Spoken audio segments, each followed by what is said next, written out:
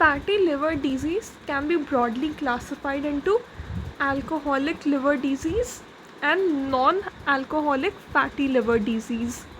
So in fatty liver disease, we study alcoholic liver disease and non-alcoholic fatty liver disease. There are many similarities in these two.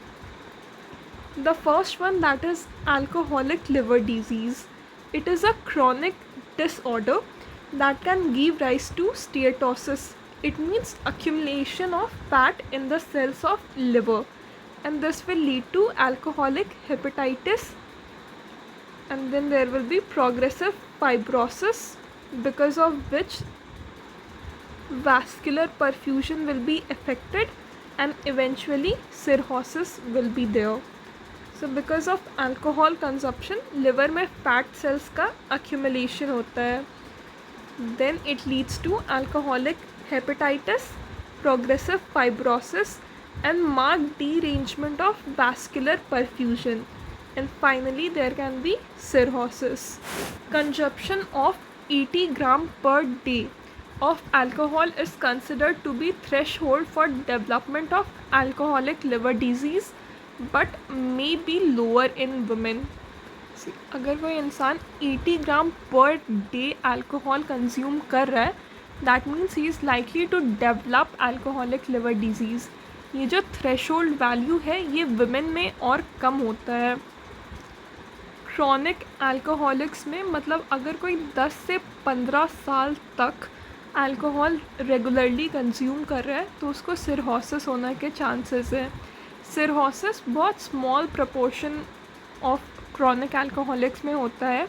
तो ये जो final stage था cirrhosis, इसको होने में 10 से 15 साल लग जाते हैं. The pathologic effect of alcohol on hepatocytes include changes in lipid metabolism related to altered redox potential, injury caused by reactive oxygen species generated by the metabolism of alcohol by the P450 system, and protein adducts formed by acetaldehyde, a major metabolite of alcohol. Alcohol का metabolism P450 system से होता है और इसमें reactive oxygen species generate होता है जो कि हेपेटोसाइट्स को इंजर करेंगे. अल्कोहल के कारण लिपिड मेटाबॉलिज्म इफेक्ट होता है और एसिटल्डिहाइड जो कि अल्कोहल का एक मेजर मेटाबोलाइट है, ये प्रोटीन एडक्ट्स बनाता है. ठीक है, तो अल्कोहल के कारण लिपिड मेटाबॉलिज्म इफेक्ट होता है. अल्कोहल के मेटाबॉलिज्म से एसिटल्डिहाइड बनता है विच फॉर्म्स प्रोटीन एडक्ट्स, और अल्कोहल का मेटाबॉलिज्म में जो रिएक्टिव ऑक्सीजन स्पीसीज जनरेट होता है वो हेपेटोसाइट्स का इंजरी करवाता है. वेस्टर्न कंट्रीज़ में लिवर डिजीज़ का मेजर कॉज है एक्सेसिव अल्कोहल कंजप्शन. तो वेस्टर्न कंट्रीज़ में जितने भी लिवर डिजीज़ होते हैं उनमें से सबसे ज़्यादा अल्कोहल कंजप्शन के कारण होता है. अल्कोहल कंजप्शन के कारण 5.9% डेथ ग्लोबली होता है. ठीक है, 5.9% डेथ ग्लोबली होता है. और बाकी जितने भी क्रॉनिक लिवर डिजीज़ है उनसे अल्कोहलिक लिवर डिजीज़ का डेथ होने का चांस ज़्यादा है, और अल्कोहलिक लिवर डिजीज़ बाकी लिवर डिजीज़ का कंपैरिजन में ज़्यादा डिसेबिलिटी प्रोड्यूस करता है. ठीक है, तो अल्कोहलिक लिवर डिजीज़ बाकी क्रॉनिक लिवर डिजीज़ से ज़्यादा जल्दी डेथ कॉज करता है और इसके कारण डिसेबिलिटी भी पहले हो जाता है. इसका 3 फॉर्म है. सबसे पहले स्टेटोसिस और फैटी चेंजेस. स्टेटोसिस मतलब लिवर सेल्स में फैट का accumulation, and then we have alcoholic steatohepatitis, then fibrosis which leads to cirrhosis. So there are 3 distinct albeit overlapping forms. सबसे पहला स्टेज है फैटी चेंजेस और steatosis, then alcoholic steatohepatitis, then fibrosis, which leads to cirrhosis. Excessive alcohol intake causes steatosis, that is fatty changes. It also causes dysfunction of mitochondria. Microtubules और cellular membranes का भी dysfunction होता है alcohol consumption के कारण. Alcohol causes oxidative stress. इसके कारण hepatocytes का इंजरी होगा. That will lead to varying degrees of inflammation and death of hepatocytes. ठीक है. सो अल्कोहल कंजप्शन के कारण फैटी चेंजेस होता है या स्टीएटोसिस होता है. उसके बाद माइटोकॉन्ड्रिया, माइक्रोट्यूब्यूल्स, सेल्यूलर मेम्ब्रेन्स का dysfunction and also it causes oxidative stress, जिसके कारण हेपेटोसाइट्स में इन्फ्लामेशन और उनका डेथ होगा finally. The factors contributing to alcoholic hepatitis, they are number 1 acetaldehyde. ठीक है. एसिटल्डिहाइड अल्कोहल का एक मेजर मेटाबोलाइट है.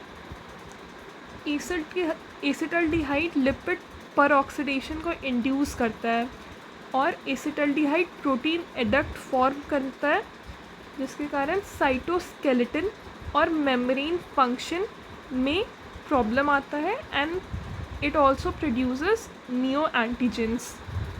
सो acetaldehyde which is a major product of alcohol dehydrogenase, ये लिपिड पर ऑक्सीडेशन को इंड्यूस करता है and it forms acetaldehyde protein adduct, और इनके कारण मेम्ब्रेन और साइटोस्केलेटन का फंक्शन डिसरप्ट होगा एंड एसिटल्डिहाइड के कारण न्यू एंटीजेंस भी प्रोड्यूस हो सकते हैं. Then the second factor is CYP2E1 induction. CYP2E1 P450 system का एक कॉम्पोनेंट है. ठीक है. और ये इंड्यूस होगा, जिसके कारण अल्कोहल का मेटाबॉलिज्म होगा और फिर रिएक्टिव ऑक्सीजन स्पीसीज प्रोड्यूस होते हैं और ये जो हेपेटोसाइट्स हैं उनको डैमेज करेंगे and this promotes apoptosis. So CYP2E1 induction के कारण अल्कोहल का जो मेटाबॉलिज्म होगा उसमें रिएक्टिव ऑक्सीजन स्पीसीज प्रोड्यूस होता है, जो कि प्रोटीन मेम्ब्रेन्स, माइटोकॉन्ड्रिया, इन सबको डैमेज करता है. Then methionine metabolism. Alcohol methionine metabolism को इम्पेयर करता है, जिसके कारण ग्लूटाथायन का लेवल कम होगा और ग्लूटाथायन कम होने के कारण ऑक्सीडेटिव स्ट्रेस इंक्रीज होगा. तो पहला फैक्टर है acetaldehyde. Then we have CYP2E1 induction, जिससे ROS का प्रोडक्शन होता है एंड मिथियोनिन मेटाबॉलिज्म इम्पेयर होने के कारण ग्लूटाथायोन्स का लेवल कम हो जाता है, जिसके कारण ऑक्सीडेटिव स्ट्रेस इंक्रीज होता है. अल्कोहलिक लिवर डिजीज़ के जो 3 फॉर्म हैं उनके बीच का इंटर रिलेशनशिप इस डायग्राम से पता चल रहा है. नॉर्मल लिवर है.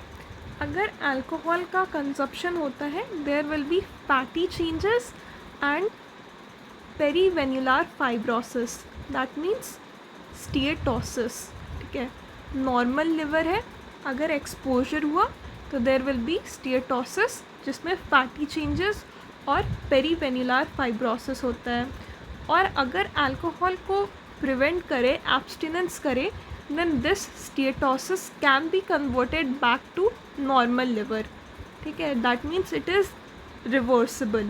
Steatosis can be converted to normal liver on abstinence of alcohol. Normal liver on severe exposure to alcohol will cause hepatitis, and this on abstinence can get back to normal liver. Okay, that means hepatitis is also reversible. Hepatitis में there is liver cell necrosis, inflammation, maillary bodies and fatty changes. Hepatitis में hepatocytes का necrosis होता है, inflammation, maillary bodies मिलते हैं and there is also fatty changes. स्टीएटोसिस होता है when there is exposure, और अगर सीवियर एक्सपोजर हुआ तो this steatosis can be converted to hepatitis, and if there is abstinence then this hepatitis can get back to steatosis. So steatosis on severe exposure will be converted to hepatitis, and hepatitis on abstinence of alcohol can be converted to steatosis. अगर steatosis होने के बाद भी continued exposure है then there will be cirrhosis.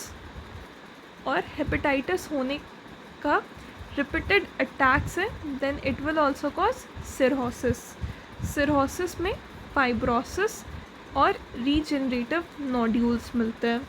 Cirrhosis में fibrosis और regenerative nodules मिलते हैं. तो इसमें ये नहीं दिखाया गया है कि नॉर्मल लिवर डायरेक्टली सिरहोसिस में चेंज होता है, या तो स्टीएटोसिस में चेंज होगा एंड देन सिरहोसिस होगा, या नॉर्मल लिवर में हेपेटाइटिस होगा फिर सिरहोसिस होगा. पर कुछ ऐसे पेशेंट्स होते हैं जो इनिशियली सिरहोसिस प्रेजेंट करते हैं, ठीक है, मतलब उनमें ये स्टीएटोसिस और हेपेटाइटिस नहीं मिलेगा, इनिशियल में ही सिरहोसिस मिलेगा. So there are some patients with present initially with cirrhosis without any other forms of alcoholic liver disease.